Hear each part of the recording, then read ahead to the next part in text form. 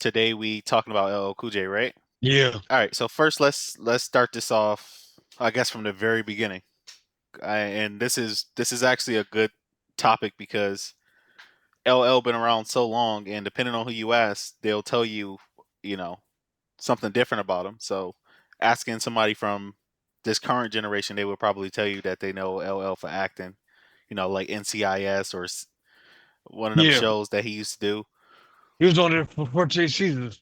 Exactly. So he's like a staple on that show, and he's probably most known for that show when we talk about people from today's day and age. But um, as we go further back, like you two, for example, you know him primarily as the rapper LL Cool J. Robert. Only know as Robert. LL signed to Def Jam at the age of 16. So Back in 85. yeah. So he was the first to do a lot, like hip hop's first true like solo superstar, like in the rap game. I think Yeah. prior to him, Superstar. yeah, and then He on was the top of that, first. yeah, then on top of that, I think like anybody else that you would point to was probably in a group, as far as like Uh, people that was like well known. Curtis Blow was the first solo superstar. Everybody mainly came out groups. Then they picked the best one out of the group. How would you describe like LL Cool J's persona, like for somebody being introduced to him first time? LL literally brought swag to hip hop. So what we consider like the hip hop swag, he brought that like outside of the hood before Run DMC. Like blues singers used to wear like performance clothes once they started getting famous, not like when they first started. And then like rock stars always wore performance clothes. You know what I mean? And when I mean like Chuck Berry and all that, so that comes from back then. Even the modern rock stars in like '80s, you remember Metallica and all of them, they wore like performance clothes. You know they don't wear tights on the street and all that. Hmm. And then you get into funk. Funk comes out of the roots of rock with the black rock. But all that comes out of rock and roll, which we created. So they wore performance clothes too. So when you get to James Brown, he wore the same type of outfits as Elvis Presley. If you actually watch him with the chest open, James Brown wore that all that. That's all rock stuff. And then with funk, it was like Funkadelics had they like spaced out outfits first, and then the white people started doing that. Then then you gotta remember like Prince, he comes out like that when he wore all that wacky wild stuff.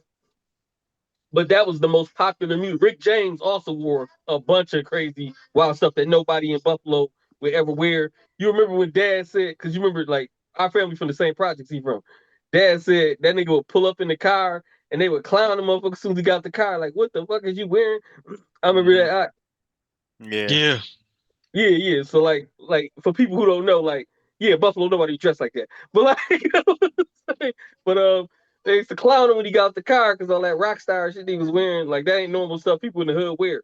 So when rappers started, they only role models was funk artists.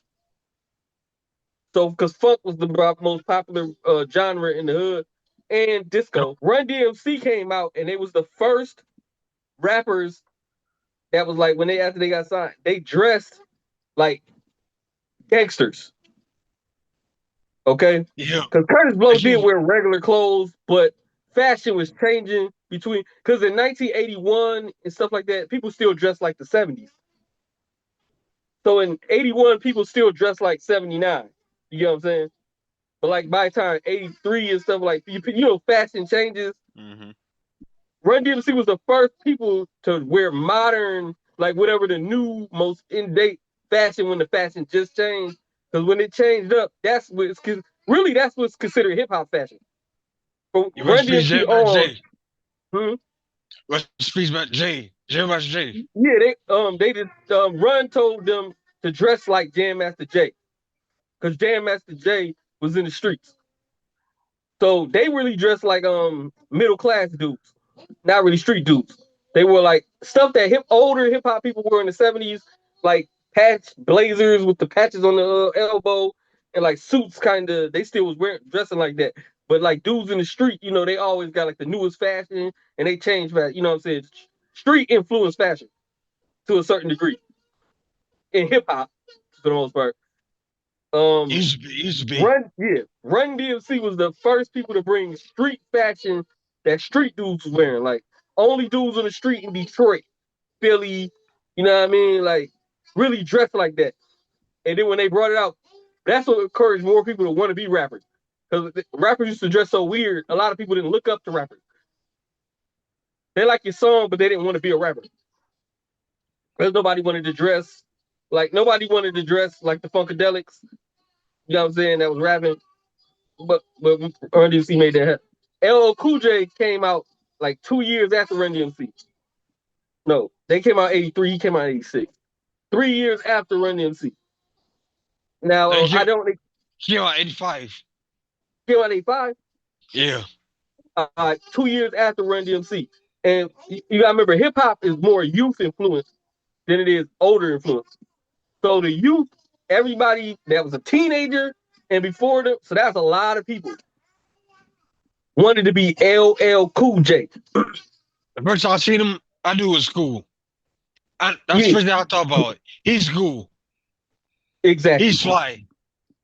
Yeah, exactly. Like the sweatsuits, The um, Kango, the the Kango, Kango, but really that was MC Shan Shane. brought that out. MC Yeah, Shan brought that out first. yeah, But they that was all from Shane first. Queens. So that was like a Queen style. But Shan was the first person to technically bring that style to the forefront. It wasn't LL Cool J. But LL Cool J was just he had more like swag and persona than Shan. And he's a better Yeah, rapper. pizzazz. Yeah, He what you had more saying? boxing.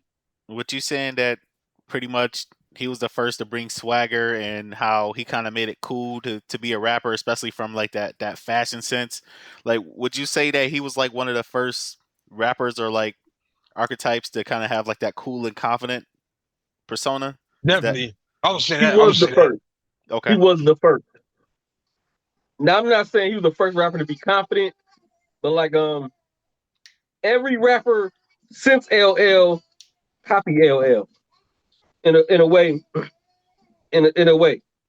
I'm gonna be honest. All these new dudes might not know who they is, but just the way everybody in rap is, that's all a copy of LL Cool J. Okay. Like L got the perfect persona. How Yeah, rappers should think. and, and he was so cool. He influenced people from different regions to start dressing differently. Because like yeah, I remember like we from New York, so dudes up here are always dressed like New York dudes up here in Hmm. Buffalo. Then you got Detroit. Detroit dudes was always with it, like that Adidas sweatsuit. You can see YBI, they was in the 70s wearing it. They was like street dudes that were drug, they was always up on it. Um, but they started bringing like certain places down south, niggas was still wearing jeans and shoes. But they seen that LL, it was like just changed everything. Cause like it didn't like that got a lot to do with the drug game too. That brought like extra money into the ghetto. Cause back in the day, living in the ghetto really meant that. That's another thing. So I want to put that perspective. People were poor in the 70s and early eight up until like 1995, and you can witness this real. Like when people said they was poor and they was black, it wasn't like they didn't wear red monkey jeans and true religion claiming they was poor in the ghetto. When you Hmm. back in the day and people used to have more kids. So when people said they was poor, they was literally like they got 15 brothers and sisters. And even if both their parents work, if you got 15 brothers and sisters, you ain't got nothing extra. They didn't have Hmm. extra nothing. You know what I'm saying? Like, or they might have single mother, but the single mother would have 7 kids, not two. So it was like as far as like people dressed a certain way when the drug money came in, people could afford different clothes and they could just look at rappers from New York, which New York has always been the fashion capital, no matter what nobody wanted to say. Since the 1800s that I know, New York has been America's fashion capital. So they will look at you can see it on TV now. You can broadcast people dressing in the newest fashion on television, and then you can afford to actually go out and buy it if you can get it available. Because that was another thing. There was no internet, so whatever they sold in your town or city is what you got. Some cities never got nothing. What's the name? That's why when people used to pull up on them, like when people up here like used to hit little towns, the bus moves, they dress so damn like it'd be like they call it dress a country. Like they Hmm. dress so country because in their town they might not even have had the clothes in the stores. Yeah. I can remember like pre-internet when you see somebody wearing something fly, you know for a fact they didn't get it from a store here. Where you go? I went to New York. I got this from New York. Thinking on the subject of what we talking about now, so his persona, the swagger, and everything like that. One thing that I've noticed about LL that he did really well is that he did what a lot of rappers can't do now, where he has like this. He has like two sides of himself, right? Like he did this perfect balance between like being like this cool ladies man and also having like a level of street cred. Like, do you perceive it the same way? Want to go out? I used to, until I found out every rapper's fake. They're not tough guys. I used to think he was like street kind of. Until I found I learned different. I don't know what you heard because I didn't hear it. Now, what I will say is LL came into the rap game as a young teenager. No young teenager really is a gangster. People will want to be gangsters, but when you 14 years old, is you really a gangster? You could want to be a gangster, but you ain't done enough to me. Now, people could argue that. You feel what I'm saying? But Yeah, generally LL speaking. can't. In Yeah, general, figured nobody did much at 14. yeah. You So might have LL, been solo weed, yeah. But but I'm you saying wasn't a gangster. to my knowledge, LL was a street dude. He was like a young street dude. Cause like I don't know if you know his backstory. His dad murdered his mom. What's his name? Like he don't come from like a stable situation till he moved to his grandparents' house. And even then, he still lived in a part of Queens that's not that great. Cause he from like some part Farmers Boulevard or whatever. All of them they beef with the South Jamaican niggas was all that back then. So like he doesn't come from like um the suburbs. Let's just say it like that. Me, he was like cool, but he wasn't a sucker. He He wasn't a was no sucker. sucker. Which a lot of these rappers pretend to be gangsters and are suckers. So that's why I didn't want to like sully his name because LL beat one of these dudes up. Like, that's pretty good. He never was trying to play like he was a gangster. That was his thing. He had like, but back then it wasn't no gangster rap.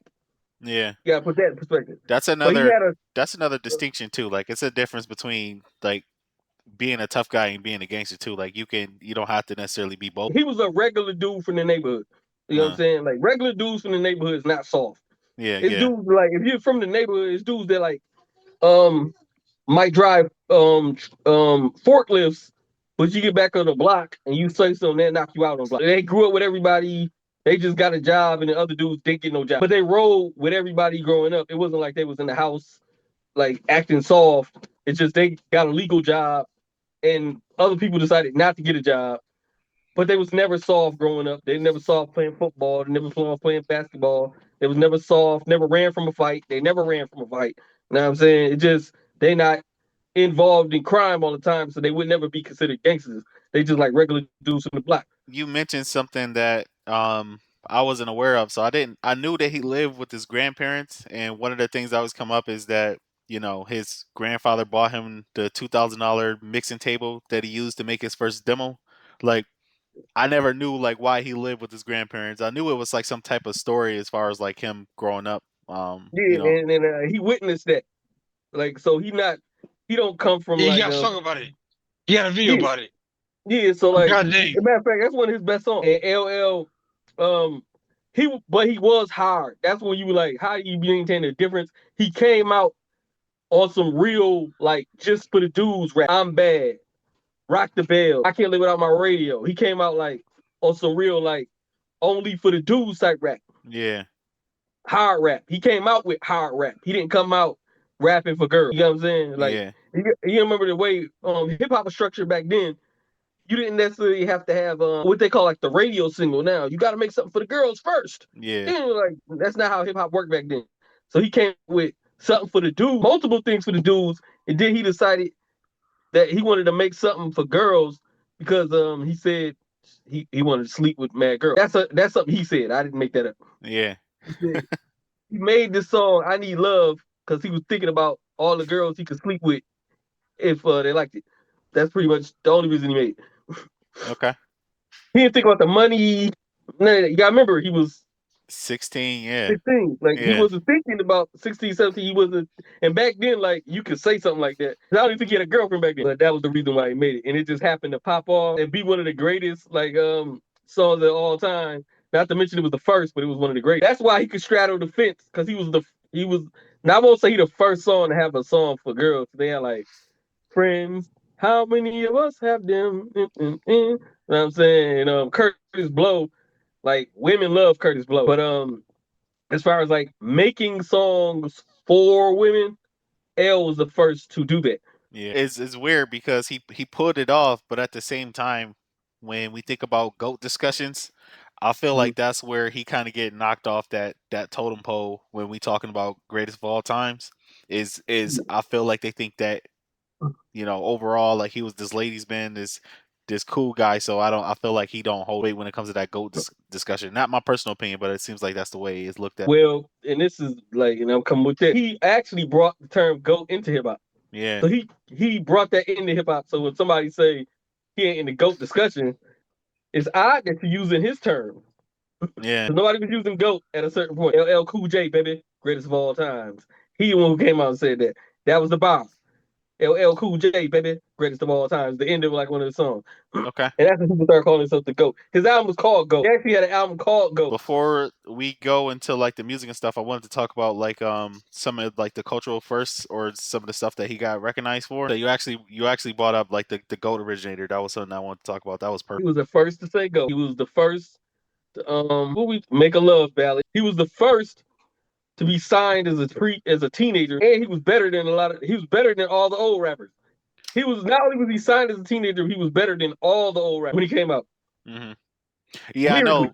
Yeah, like he had bar. I don't even know if it was a rapper before him that fit all those categories as neatly as he did. No, I mean, Kumo D had more bars, but that's all he had. Like really, Kumo D was not like he didn't have a rap. I don't.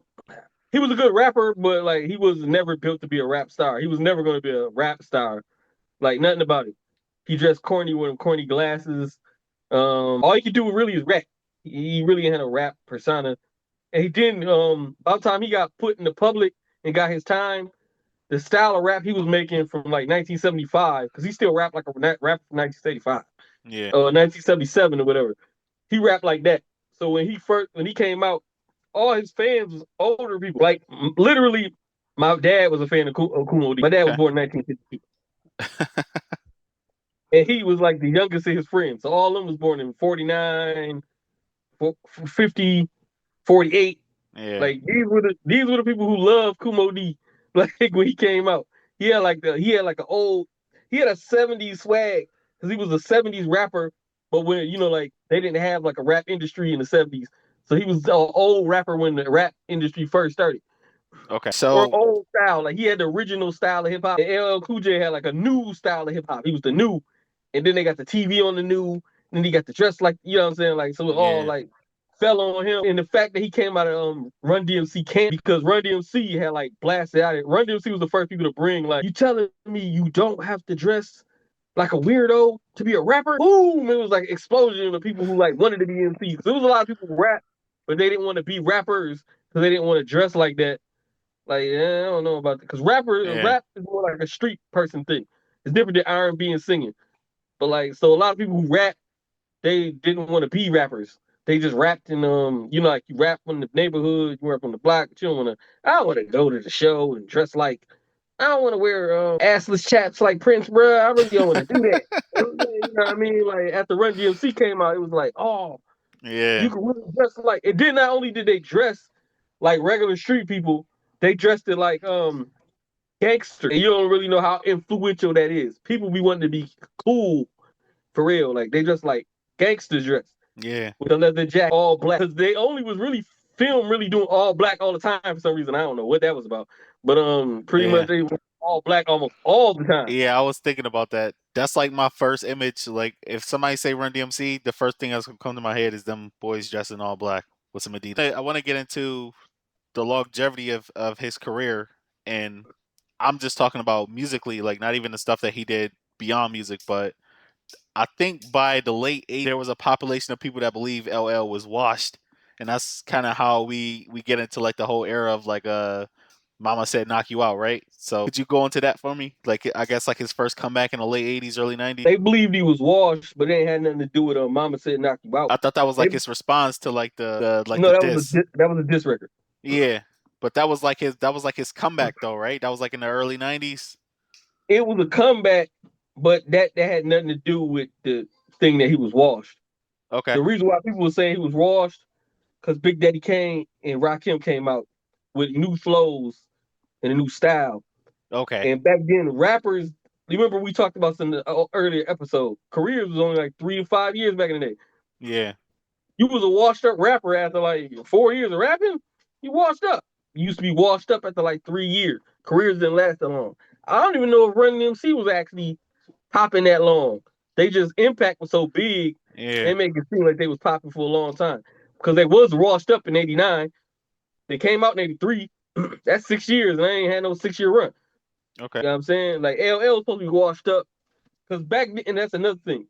They like people act like they couldn't advance their flow. LL actually did advance his flow. So because you gotta remember, he's still a young dude. So like I guess he could catch up or whatever. Because after Rakim and Big Daddy Kane, it was like flows advanced. So people didn't think he could ever make a comeback. So it was like that LL shit. Okay. Yeah, I appreciate you explaining that because I'm gonna say on the outside looking in, just because of my age, I kind of grouped that together, like LL being washed. Now you got Cannabis coming after him, and then we get the that comeback record. Yeah. And this is You another watch thing. cannabis up. You watch Um, cannabis up. to be quite honest with you, Big Daddy Kane was washed up, and like by the time Juice came out, if he wouldn't have had a hot song on that Juice soundtrack, Uh huh. that was his second comeback, the Juice soundtrack. He was already washed in the streets. He was even talking about it himself. He said like he was going in the ciphers and he couldn't even keep up with the rap. Now, mind you, he came out in '88, but by '91, he was like washed in the streets. Even in him, he was acknowledging like I got in the ciphers. He was like I had to listen to all the new rap to catch the flows. Like so, even Big Daddy Kane was one of the greatest. He even had to do that. The catch up with flows was changing fat, and some dudes just couldn't keep up. Yeah. LL was always able to like advance himself. That's how he stayed in the game, and he wasn't stuck on old school beats like a dude trying to come out and still have beats from 1980 something, and then they trying to like come out in the '90s like that. LL was able to adapt. If this was ninjas listening to, then I gotta get with the times. I gotta get with modern producers. I gotta make my music sound up to date. LL was the first person to really be able to do that. He was the first person to be able to do that. Yeah. Everybody else kind of like got stuck in a box. Okay. Like they got their time period of rap that they like, and they refused to change. While people was like, man, we ain't listening to that no more. Cannabis was on a song, and LL tried this on him. But they met each other, and Cannabis asked LL, he liked his tattoo. He was like, could you get that tattoo? And then LL was like, nah, bro, you ain't really earned it. Like, cause he was like a new rapper who probably was like 1 year into getting in known in the industry. And LL was like a legendary rapper at the time. So I guess to LL, the mic really meant something. Like I've been doing it. Like I'm really a MC. You know what I'm saying? I'm really a legendary rapper. That's why he got the mic on his arm. Cannabis was getting it like on some I rap. So I want a mic like that. He's trying to pay LL told him homage. straight up, you can't get the mic. Like, you know what I mean? Like, I would suggest you do that because you don't have enough skin in the game. You know what I mean? Like, this what this mean. Don't do it. Then he made a song and he got the tattoo. He got a tattoo like LL tattoo. It wasn't the same tattoo, but and LL he just couldn't handle it. He felt really His disrespected. ego. Yeah, His ego. he felt really disrespected because he got that tattoo, and like ever since then, like then So he they was crushed. on the same song together, and LL used that as an opportunity to diss him. Is that what you said? Yeah, Yeah, that's why he on said on when he L listened to on the song, LL he said, song. "You trying to borrow the Four three mic off two my one. arm?" Yeah, 4-3-2-1. Rebecca Band Redman them DMX. On that song, LL's verse was about cannabis. Okay. 4-3-2-1. yeah. He said he wrote that verse after they had a conversation. That's why he said you trying to borrow the mic off my arm. Like that was something he had because he told him you can't get the tattoo. You ain't been in the game long enough. Okay. Like you don't even know what your future in the hip hop will be. That's what he was really thinking in his mind. And then he went and crushed him to prove that his future in hip hop wasn't good enough for him to get this tattoo. Pretty much that's what he was So like. what was Cannabis' response to LL's first shot? What was Cannabis' first song? What was that? Second round Second knockout? round knockout. First round, the one with LL. I mean, when the one with Mike Tyson. What was that called? I want to say first round knockout. Or second round knockout. I think LL joint was called second round knockout. I don't know. His shit was on The River Return. The River Return. Yeah, you're right. So second round knockout was Cannabis. Ripper returns with LL. Okay. And that shit was a TKO. Yeah. And people didn't know if because Cannabis was supposed to be like a lyrical monster, so people didn't even know if LL could even keep up. That's where the thing was. Like people was doubting if LL was ready for that. Okay. And I then he didn't went into expect that boy. overdrive He went overkill. because the way his comeback to that rap was first of all he had a fire beat. Well, at least for that time, that beat was fire. Then he broke every point that he made in the whole like he wrote down everything that like he heard the rap and he made every point. Like I'm a counter every point he made in the whole rap. And he countered every single point of every bar he made in the whole rap. Every single bar. He said, "This is my seed. Talk about bought book. You bought the read. Yeah, You know I said kind of niggas stop that." yeah. He said, um, he said 99% of my fans were high heels. Well, 99% of your fans they don't exist. Like you know what I'm saying? Like you know what I'm saying? Your fan. He's like you be drop LL. He's like who went such and such to LL while you drop verses at Nick's Primes? Like I was like yo, I said, like "You I'm at like. 10%." I said, "We're 10% now." Drop a verse Yeah, at dropping niggas' verses at proms. proms. He took him back down to proms since he wanted to challenge the goat. Not to say like because that time he was the only person that called himself the goat. Like he now he dropping verses at proms again. So and then we see what happens. Okay. I wouldn't even take a cannabis feature. I'm like, no, bro. You back He for my said brand. a free feature, and no, and what made it worse was LL like went at him for like 2 or 3 years, consistently after he already crushed him. That's why he had no comeback. LL crushed him, then he went at him on another song. It was like he was trying to like finish him. He was trying to like finish him. I don't know, But like niggas didn't murder know his career. cannabis was like dropping like sneakers. He was like this to them in songs. Oh, that Sneak this nobody son. heard. Sneak Yeah. dissing songs that nobody heard. Okay, That's funny. What's the name of my because song? LL was coming That in Ja like Rule for at least song? 3 years. What's the name of my song, Road? Left? That Ja Rule song? It feels so good to be back where I belong. Cannabis, L, this Cannabis was on that song. cannabis on song. Cannabis was No, on that song. cannabis, no, L was on song. But he's Oh talking yeah. about cannabis. Yeah. He was dissing Cannabis for years. That's what I was like, man, you need to leave us alone, man. He made sure dude ain't have no type of resurgence though. He choked him out. He said he was Jack the Ripper rap, and he proved that right. He serial killed that boy. Yeah, That's because he he had serial the killed that boy. Jack the Ripper joint, and then that the Ripper Strikes Back was like, after you thought shit was dead, like he just came back with another bomb though.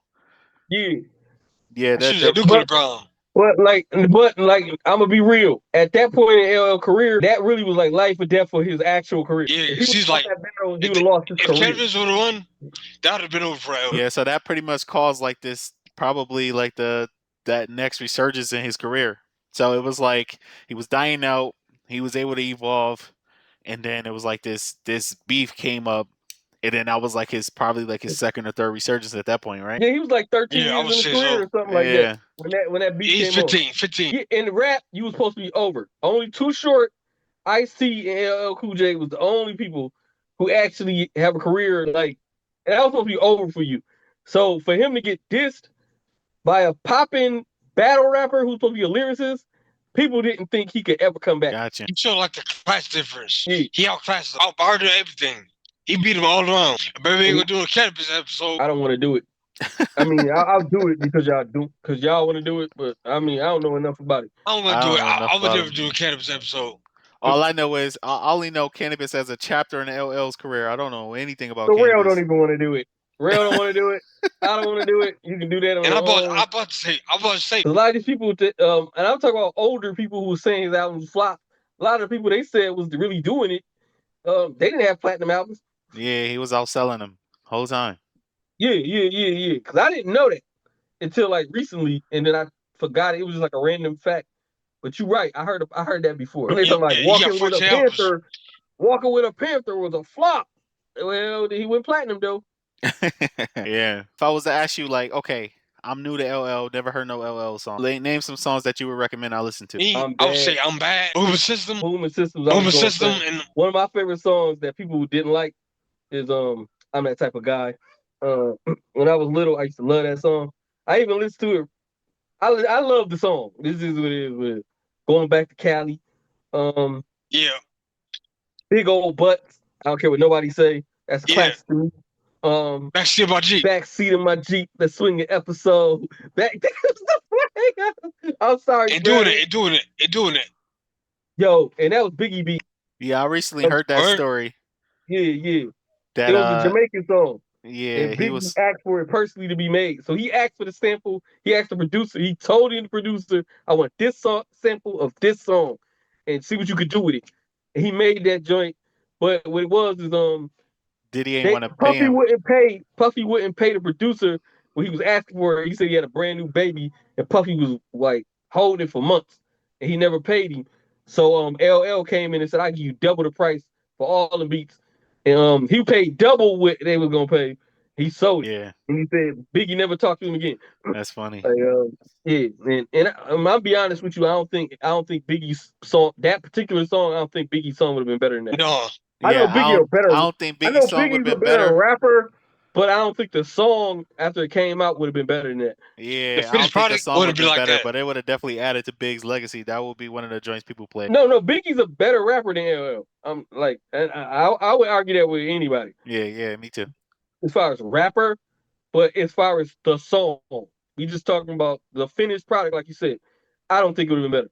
I don't think it Yeah, would have been the same. It would have been something different. that's crazy. Definitely.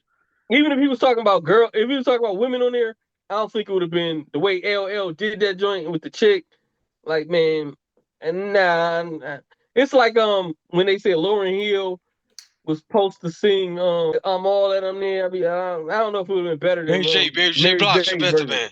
I was Yeah, I supposed don't to know if be it would have on been better. Lauryn Hill. And you know what I'm saying? Like when people say I couldn't even Method Man said I couldn't even imagine what it would sound like if she wasn't on it.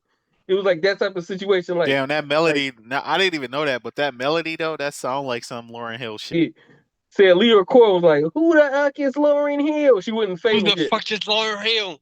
Yeah, like who the fuck is Lauryn Hill? He called Mary J. Like, I know exactly who can do it. And that was the right call. It And it was the was. right call. Yeah, I ain't it gonna was. lie. Oh, I His still was movie going to the career. music. I still was going to the music. Going back to Cali, hey lover, my nigga, like hey lover, Mama said hey knock you lover. out. That about shit. I did like it. Like I did like it. It's original. It was like if anything you could say it was original. It was hard though. It was hard. No, My shit that's was on You Jiggling, baby. You Jiggling. That was my shit. that's one of my favorite songs of all time, bro. When people talk about when people be talking about dance songs you can dance to, party songs.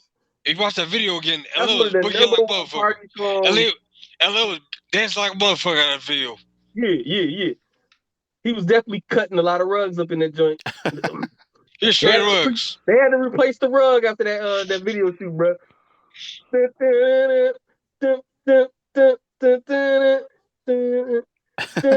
Jiggling, baby. Yeah, you said booming systems already, right? Yeah. We also said backseat of my Jeep swing episode. That song you got about his growing up, that was a good song. Like I don't care what nobody say, it was a good That shit song. was dope. I forgot the name of it. Shit was dope. 4-3-2-1 was fire too. 4-3-2-1 was fire. I can tell you something I don't like.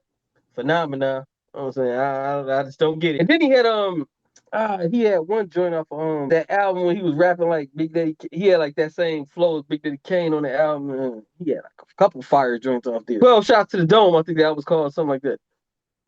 15 shots to the dome. Like that. That album was fire. That album was fire. Like I don't know all the songs because like I haven't heard it many times, but that album's fire. Like people said that wasn't fire, they was sleeping. I mean he had a bunch of joints on that joint like that I like.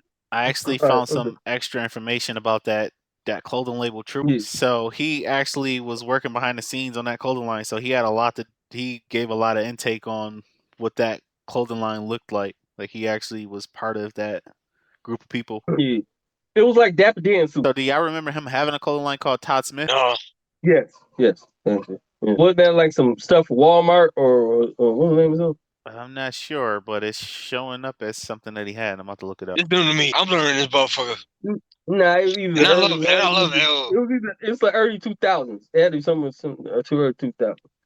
Or mid 2000s. So they actually sold like it.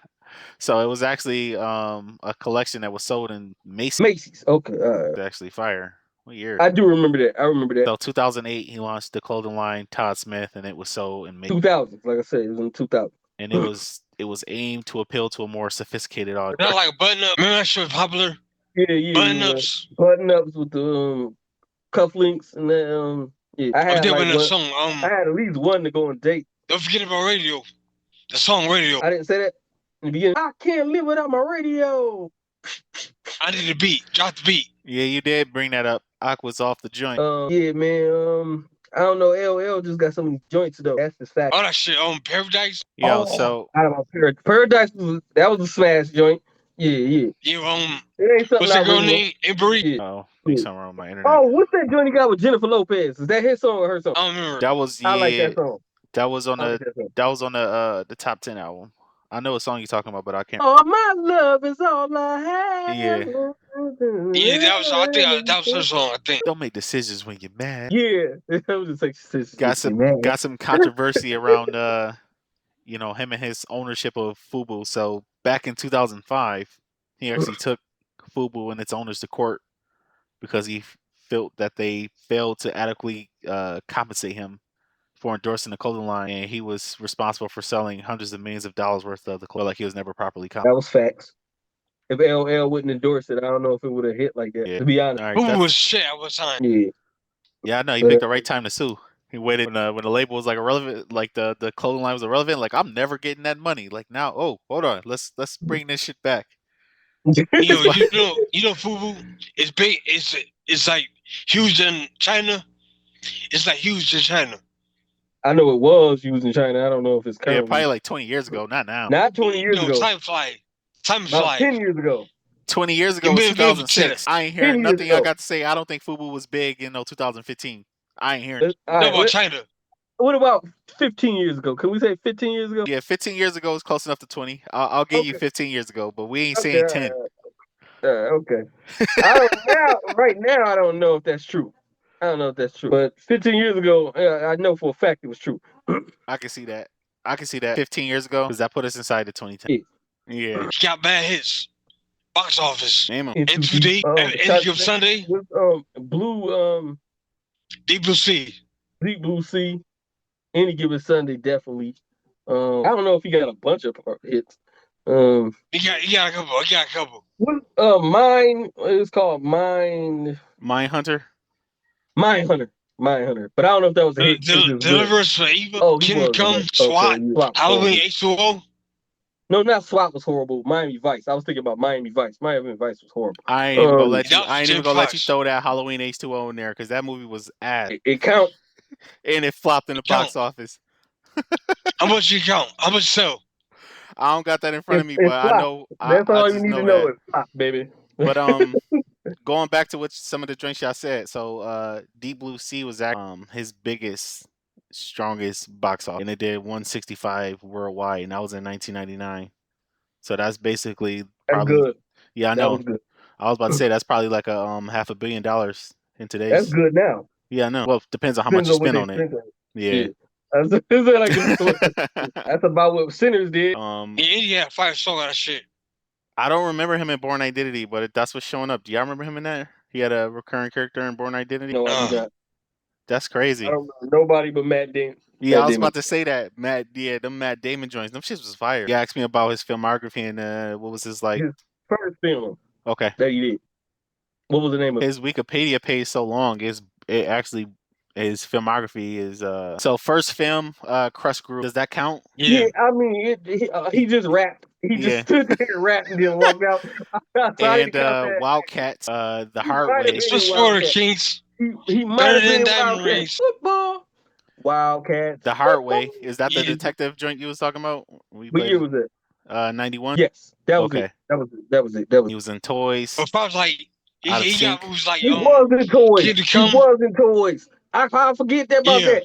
I seen Toys like 50 times. No, it's crazy. He was like one of their kids. It was like didn't make no sense. He had a good ass year in the box office. So 1999 was his best year, like movies wise. I don't know if you remember. He was a master of camouflage. He used to pop out. Toys was funny. LL used to pop out of the wall like like that character he played was a fool. No, you can't see this as his own film career. He had hits. He But had Hell, a lot of movies. he made 1,000,000 appearances on Soul Train between 1986 and 1996. How many for real? You said a It million, don't but say. It don't say. It just like say he's 15, considered 20 a maybe. recurring guest between 1986 and 1990. I mean, I can see that. this motherfucker had like a lot of huge records. Yeah, Yeah, he because a lot of did. stuff we forgetting. We just And bringing up highlights, and we not from his generation either. So you talking about people who grew up looking up to these dudes? We wouldn't even from. That's not even our generation. Like your generation didn't come on like what 50, What? 50. Your generation in hip hop is like 50 and stuff like that, right? Yeah, like 50 Dipset, Rough Riders, Yeah, my generation is like Rough Riders, Rockefeller. yeah, Rockefeller, right, Tupac and Biggie. I don't know, was that considered my generation? Well, I was a teenager. I was a teenager when they died, so I guess. Like coming up through that was like like what I would call general. You know, when you the most in the hip hop as you I ever didn't be. even realize that lip sync battle show had 5 seasons. I never heard of it. I have on TBS. I never heard It's of it. going TBS, right? Or TNT. He was in Charging Angels. Yeah, I seen But that he was. what was he in Charlie's Angels? Because I watched the movie and I don't remember him being. Yeah, I seen that in his filmography. So in Charlie's Angels, he was Mr. Jones. I don't know anything about the character, but that's what he's listed at. I remember watching it. I remember seeing it. I remember If you seeing didn't it. watch the movie, you He looked was it up thinking on like Google. 27 years ago. So would you look it up on Google? Like if you ain't watch it, how you knew it was in? Because I did research. All right, but I'm saying like I watched the movie and here I don't remember him being in it, so he couldn't have had a strong character. Like to be real. You ever see the movie Graffiti Bridge? Graffiti Bridge. Is that a With Prince? With Prince? Prince? Yeah. Prince? Yeah. Yeah, I was little. But you know he's in it, but you don't remember. I don't remember LL Cool J being in that neither. He wasn't in it. I'm just giving you an example. But I'm saying you know he in it, but you ain't watching. I watched Graffiti Bridge. Yo, it's crazy because that character he played in Charlie's Angels, it was a cameo for the most part. And it was the scene where he's actually on the plane. He's like wearing a dashiki and shit with the hat and shit. Nothing memorable. That's Yeah, what I I'm think saying. about it. Back then, I was I in the didn't remember streets. him being in that movie if he was in there. So he couldn't have been a big character. I can't believe he only won 2 Grammys. I can. Yeah, that's crazy. Grammys ain't even a black award show. Like I don't know why people think that's crazy. They didn't even want us to get awards to Grammys. They didn't even want us to Shit, be but on. now we do though, and they come in bunches. But I just for who he was, I just didn't expect. I just always, if somebody would ask me offhand, I would have said he probably had at least 5. All right, but this is the point. You said now we do. Yeah, that's why it's surprising to me. You don't have nothing that was smack. None of his greatest music comes anywhere in this era. Yeah. The last great Don't music forget he about had. The last great music he had was might have ended in 2005 or something. Yeah, that was his last nomination. Was in 2005. You called that shit right out. The and definition. that was Big Ellie. Yeah. Get your ass sprung. Get They call me Big Ellie. That was like a They call me club Big banger. Ellie. I didn't even like it that much, but it was a banger. I can tell by the way music sound whether it's gonna be a hit or not, whether I like it or not. Yeah, that was Timberland. He got Timberland, nominated that was for Timberland. Best Rap Album in 2005 for that album. So his Grammys came for Best Rap Solo Performance, Mama Said Knock You Out, and Hey Love. Those is 2 Grammys. Yeah, so and back then they wasn't giving out Grammys to everybody black. Back then, like no disrespect, they wasn't doing that back then. Don't forget about Rock the Bells radio station. Huh? His radio station on Rock the Bells. Rock the Bells. Yeah. That's the festival too. I mean, but that existed before him though. They just changed the name. You know, Rock the Bells used to be they changed the name of the radio station to LL. It was like a revamp thing. Backspin. It's Backspin. Yeah, Backspin. Yeah. And the festival existed before him. Yeah, the Rock the Bells festival. They was using his name, so he bought the festival from him and just continued it. Yeah. Because still, like the fact they was using his his brand, Rock the Bells is his brand. So he bought it. I forgot about. What else he got on here? Let me see what other accolades he got. He only got 3 Soul Train Music Awards. That's what I'm saying, man. I would have thought more. That's all I'm saying. Yeah, what was they for? His 1988 album, Bigger and Deafer. Both his 1988 albums. Because I need, and for the single I Need Love on the Bigger and Deafer. He didn't win for Mama Said Knock You Out, but he won for Outstanding at the Lifetime Achievement Award in 2000. And that was around 2005. It was around the same time. Yeah. and his hip hop. 2003 actually. Yeah, same time. They Yeah, they same got time. hip hop music awards. He probably got one of them. Nope. Just nominated. So, See, that's what I'm saying. He's not as decorated as I would have thought. what you gonna say, man? Which is Oh, fire though. Talking he about was the reason why Gucci Mane was a rapper. He was the reason why Nelly so was a rapper. when He we was the talk reason why about I his was a rapper. comebacks, like him having that Mm. longevity, like the Billboard Music Awards for #1 rap artist, did it one, and he also did. You know, it's a big song. I forgot. I'm thinking about it now. I Shot You. Well, Raji, Foxy Brown, Keyberry. I keep thinking about Biggie when I think about I Shot You, but that was LL song. I Shot You was on LL. Who Shot You was Biggie. I think LL was on I Shot You too, wasn't he? He was a feature on one of them. That was an L song. Yeah, but I think he was on there. Or was Prodigy, maybe. Did his thing, I think. Who Shot You was the Biggie's song. You talking NCAAP about Image the Awards. remix? You talking about the I Shot You remix? That's the one that's more popular. The I Shot You, the original song wasn't that great, which I was confused. I wasn't confused, but I was like, I would thought the original would have been better as far as the remix was. And That shit's fire. That beat was hard as hell. He said female rapper too. I don't give a fuck, boo. Yeah. Crush OD Hammer and Ice Cube girls. And Ice T girls. Even though he said I didn't actually crush Ice T, so I was like, why? What tell us about?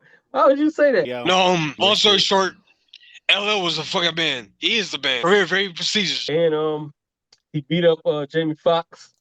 Yeah. Keep it real. On the set, right? Yeah. On the set of Any Given Sunday. Any Given Sunday. He almost killed the dude who broke into his house. Yeah, he beat him up so bad, dude sued him. Yeah, he almost killed. He broke his ribs. Yeah. He really punished that boy. He said, "I came downstairs to get some something out the fridge in my boxes," and he's like, "I look over, like this dude standing in my fridge, my kitchen." I'm like, "What's going on?" Yo, so he said it was, and it happened to be on a night where his daughters had like company staying over, like kids from their school or something staying over. So he's like, I come downstairs. He's like, I get a refrigerator. I look over, like I took a double take, like this dude standing in my kitchen. He's like, he went to punish that boy. Yo, so they didn't even make he beat the dog shit out, dude. They didn't even give rap a category at the Grammys until And by then he was deep in his career. About 5 years of his career. In 5 years at that time, he was supposed to be over. Yeah, I know. And he won #1 rapper in '96. Yeah, bruh had about at least that cannabis shit. He had 2 comebacks in the '90s alone. An album that wasn't that great, but he had Eminem, Rick Ross. He had Star Cats on his new album that he came out with last year or the year before. You gotta think about it. He been in the game for 40 years. I'm 38. 35. No, he been in the game since 88, 85. Oh yeah, you is. Yeah. So he been in the game 39 years. You're right. That's like 41. 2026 this year, right? Yeah. He been in the game since 85. Yeah, I guess, man. I mean, I can't even contest that. Time flies so fast. That's 41 years. That's crazy. Yeah. Think how long that is. And he's still kind of relevant. Even though he ain't filming shit like that now. More for the radio station. But he's still in the culture. He's still in the culture. Yeah. Well, on Rock the Bells radio. Yo, his Wikipedia, he got his discography got. I see why. I do. His song "I'm Bad" was like the illest shit to be wild. It was like the illest shit. Yeah, video. It was like his flow. What he was saying was like, it was notorious, like crushed like a jelly bean. Like a jelly bean. I'm mad. It could be Jaws, but my heart is like a fat. My head is like a shark's fin. Yeah. I eliminate chunks. Put a kettle up for chunks. Something. Shout about Eagle shrunk. Eagle shrunk.